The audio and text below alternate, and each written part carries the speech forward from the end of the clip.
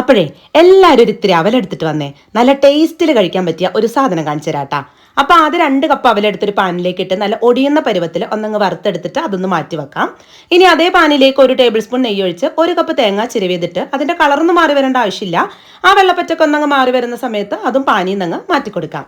വീണ്ടും അതേ പാനിലേക്ക് 1 ടേബിൾ സ്പൂൺ നെയ്യ് ഒഴിച്ച് കുറച്ച് അണ്ടിപ്പരിപ്പിട്ട് കളർ മാറി വരുന്ന സമയത്ത് നന്നായി പഴുത്ത വലിയൊരു നേന്ത്രപ്പഴം കട്ട് ചെയ്തിട്ട് നല്ല പോലെ തന്നെ അങ്ങ് വാട്ടിയെടുക്കാം. ഇനി ശർക്കര പാനി റെഡിയാക്കി എടുക്കാം. 1 കപ്പ് ശർക്കര പൊടിയിലേക്ക് 1 കപ്പ് വെള്ളം ഒഴിച്ച് തിളയ്ക്കുന്ന സമയം കൊണ്ട് വറുത്ത് വെച്ചിരുന്ന അവലും തേങ്ങയും മിക്സി ജാറിലിട്ട് ഒന്നങ്ങ് പൊടിച്ചെടുക്കാം. ഇനി തിളച്ച് വന്ന ശർക്കര പാനിയിലേക്ക് ആ ഒരു മിക്സ് ഇട്ട് കൊടുക്കാം. പിന്നെ വാട്ടി വെച്ചിരുന്ന പഴം ഇട്ട് കൊടുക്കാം. കുറച്ച് ഏലക്കാപ്പൊടിയും കൂടി ഇട്ട് ലോ ഫ്ലെയിമിലിട്ട് നല്ല പോലെ മിക്സ് ചെയ്ത് എല്ലാം കൂടി ഉടച്ച് വെള്ളം വലിച്ചെടുക്കാം. എന്നിട്ട് ഫ്ലെയിം ഓഫ് ആക്കി ആ വലിയൊരു തീ ചൂടാറുന്നത് വരെ വെയിറ്റ് ചെയ്യാം. എന്നിട്ട് ഇതുപോലെ ചെറിയ ഓരോ ബോൾസ് ആക്കി നമ്മൾ ഉണ്ടയ്ക്കാൻ പിടിക്കൂലേ, അതുപോലെ ആക്കി എടുത്താൽ സെറ്റ് സാധനമാണ്. ഞാൻ ഗ്യാരണ്ടി. ധൈര്യമായിട്ട് റെഡിയാക്കിക്കോ, എന്നിട്ട് അഭിപ്രായം പറയാം കേട്ടോ.